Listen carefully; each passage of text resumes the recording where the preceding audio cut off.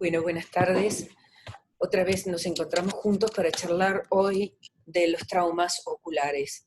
El trauma ocular es lamentablemente más frecuente de lo que uno quisiera y la mayor parte de las veces es un traumatismo que podría haber sido previsto de que no ocurriera si se usara muchas veces las adecuadas herramientas de protección, como mascarillas o antiparras o cintos de seguridad. Las etiologías de los traumas pueden ser el trauma mecánico, que es el más común, es el golpe del ojo, que puede ser un trauma abierto o cerrado, y los traumatismos con sustancias químicas o con radiaciones son las tres causas más importantes de traumatismo ocular. Los traumas pueden afectar severamente la transparencia corneal y esa afectación termina con la visión del paciente. Y en particular, en algunos casos, es tan importante la acción que ustedes tengan que de la acción que tenga el médico que recibe en la guardia de este paciente dependerá el futuro de la visión de ese ojo. La anamnesis es lo primero que hay que realizar porque nos ayudará a veces en el recorrido de la etiología. No siempre el paciente tiene claro con qué se accidentó el ojo, pero será fácil, por ejemplo, saber si estaba realizando tareas de poda porque habrá un traumatismo vegetal de por medio, o si estaba desinfectando las plantas porque habrá un traumatismo con un químico, o si estuvo soldando porque se corrió la mascarilla, es decir, conocer el ámbito donde se realizó y la naturaleza del trauma tiene una verdadera ayuda a la hora de determinar cuál es exactamente la etiología. ¿Qué otra cosa tenemos que tener disponible? Bueno, como ya dijimos en la clase, en la charla de ojo rojo, tenemos que tener una iluminación adecuada. La iluminación con el celular habíamos convenido que era excelente, pero tenemos que disponer de un anestésico porque el paciente traumatizado tiene una gran fotofobia y tenemos que tener también fluoresceína para, como herramienta diagnóstica, determinar cuál es, si ha habido o no solución de continuidad, laceración en la córnea o laceración en la conjuntiva. El examen tendrá que tener en cuenta cómo está la agudeza visual, cómo está la motilidad ocular, particularmente en los traumas cerrados de golpe de puño, donde puede haber fracturas de las paredes orbitarias, y considerar que a veces necesitamos herramientas de diagnóstico simples, como por ejemplo una placa simple o una tomografía, que no en todos los lugares se dispone. Por ejemplo, en esta época del COVID, todos los centros de diagnóstico importantes en la ciudad de La Plata están cerrados, y eso parece mentira, pero es una verdadera complicación. Sí, una placa radiográfica nos ayuda mucho. Y además elementos del celular. Acá les he traído una aplicación que está disponible para todos los sistemas, que se llama iHandbook. Lo encuentran en el Apple Store o en el sistema Android como iHandbook. Esto, además de tener un chat permanente de ayuda, tienen, como van a ver, aplicaciones interesantes, como esta que dice testeo de la agudeza visual, como verán, acá testeo de la agudeza visual, testeo de la visión en colores.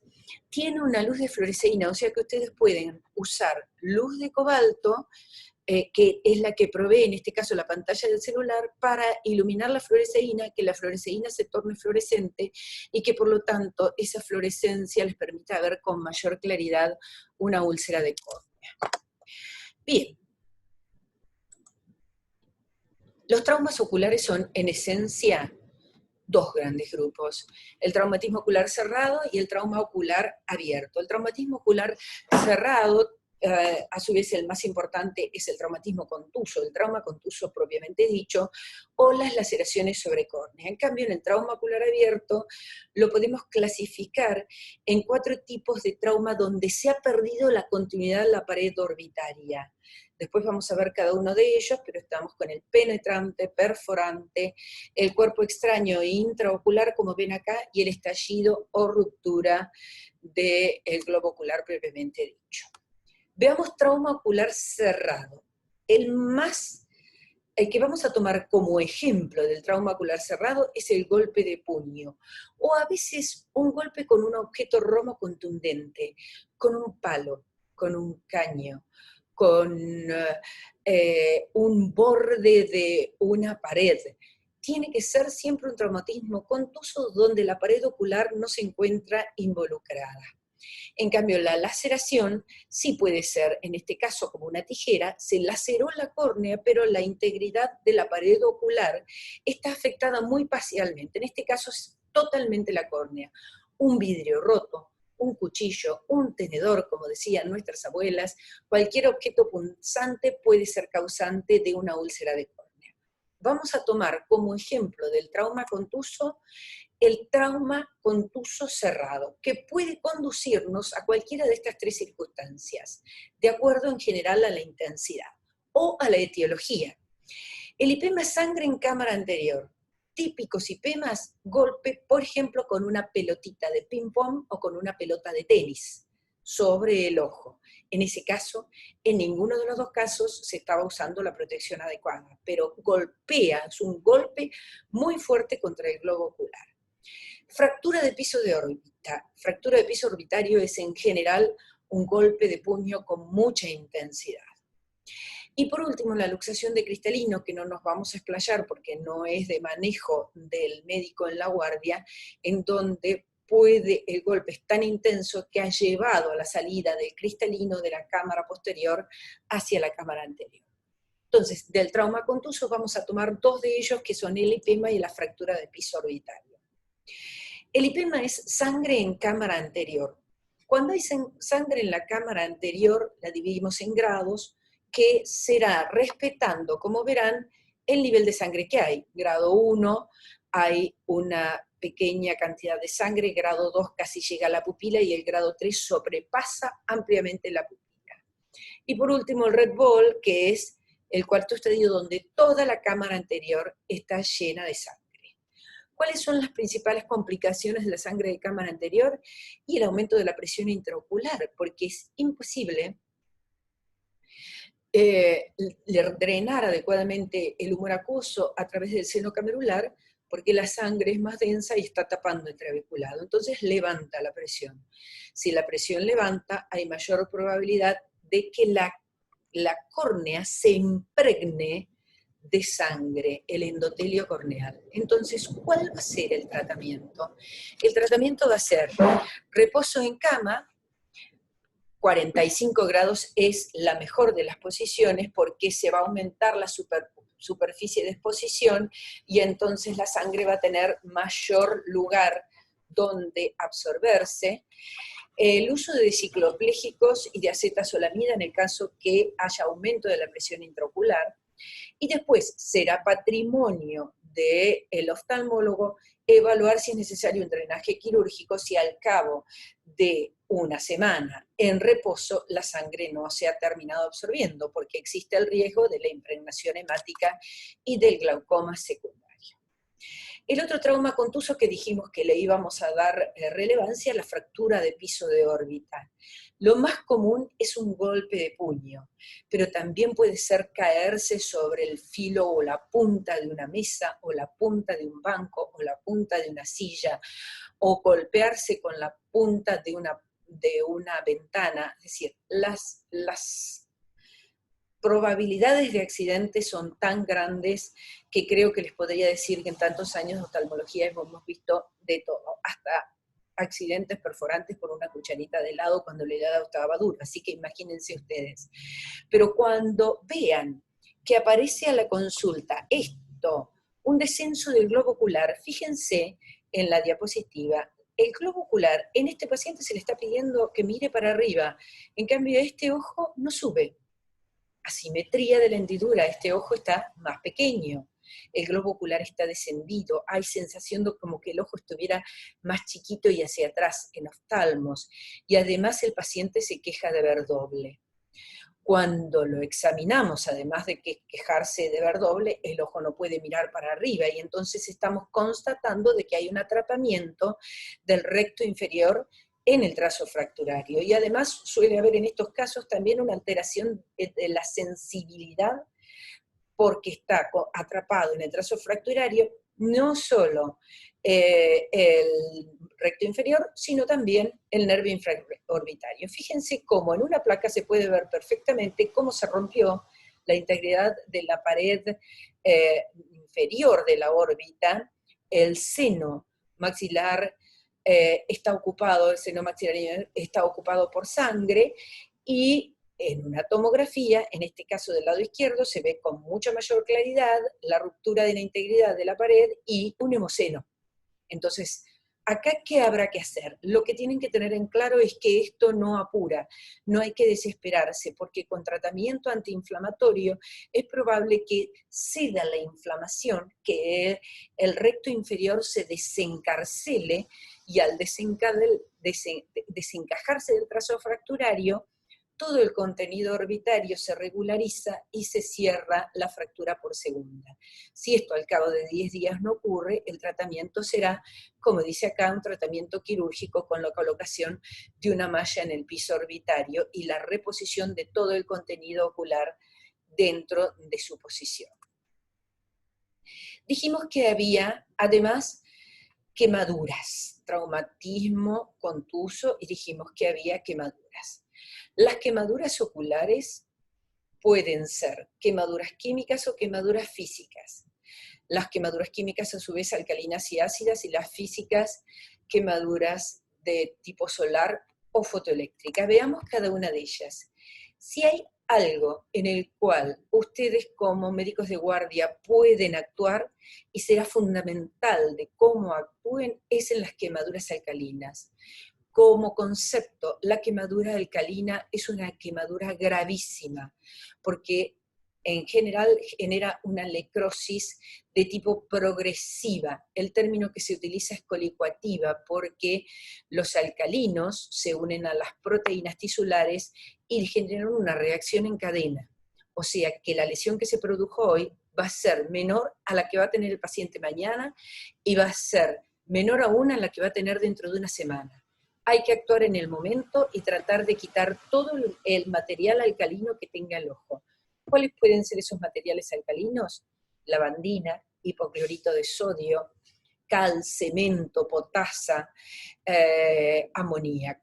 Los ácidos industriales, por lo contrario, generan una lesión que no es progresiva, y el ácido que con más frecuencia puede producir accidentes, que se usa mucho en la industria y se usa en los hogares, y tiene muchos usos en la construcción también, es el ácido muriático y el vinagre. A diferencia de la lesión por álcalis, la lesión por ácidos no es progresiva. Fíjense, las lesiones alcalinas dijimos que eran graves. ¿Por qué? Porque generan un derrumbe de la estructura ocular cuando no se la trata, cuando no actúa el médico en el primer nivel de atención. Necrosis colicuativa, progresiva, saponificación, se hace jabón con los tejidos celulares. Esto es lo que ocurre cuando empieza una lesión por álcali. La primera figura es el día 1.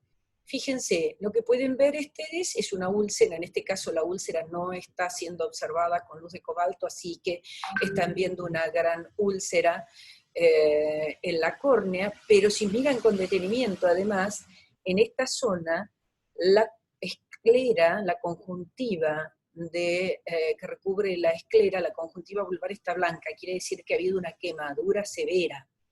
Y esa quemadura implica quemadura de las células madres del limbo, con lo cual, fíjense acá, el tejido está blanco, está isquémico, se quemó totalmente. Acá lo es más aún, y este es el estadio terminal de este tipo de lesiones. Un estadio en el cual prácticamente no puede hacerse nada, porque no hay ni células en el limbo que puedan permitirnos llevar a cabo un trasplante y mejorando la transparencia, devolver visión a ese ojo. ¿Qué se hace? Se trata de evitar entonces el daño con un lavado abundante con agua. En cualquier guardia hay una pileta con una canilla.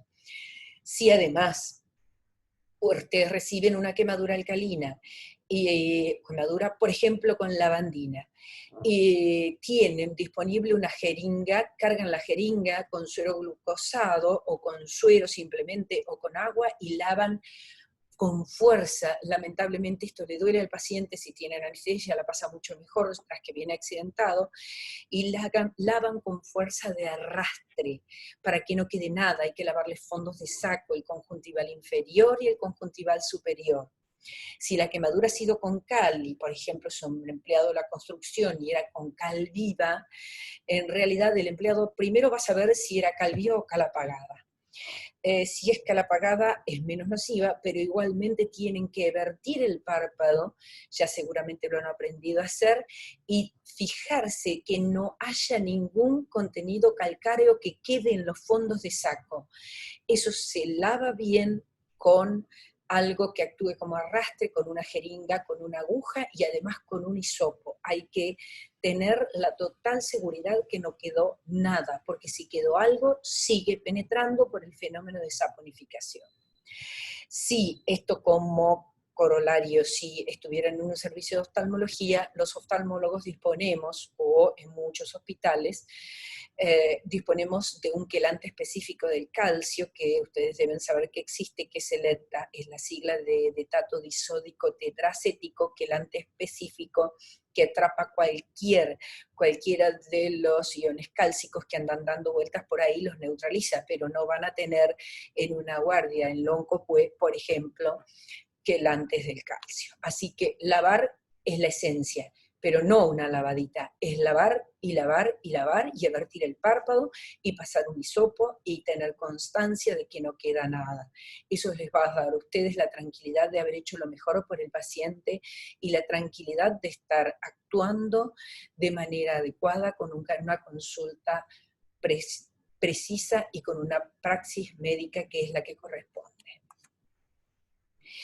En cambio, las quemaduras por ácido sin bien producen grandes lesiones. Fíjense, acá tenemos una quemadura por ácido, acá sí se ve la fluorescencia de la fluoresceína, tiene mucha menor agresividad, no son progresivas, pero siempre hay que lavarlas. Si tuviéramos bicarbonato de sodio, que es una base alcalina, podríamos neutralizar una quemadura por vinagre, pero en realidad lo más importante es lavar y pesquisar que no haya una úlcera de córnea. Si existe la úlcera de córnea, sea la etiología que sea, ya lo veremos más adelante, en este caso hay una terrible úlcera de córnea, ya veremos más adelante, siempre frente a una úlcera de córnea hay que hacer un tratamiento. En este caso, esto es una queratitis fotoeléctrica, en donde ha habido exposición a las soldaduras sin la correspondiente protección.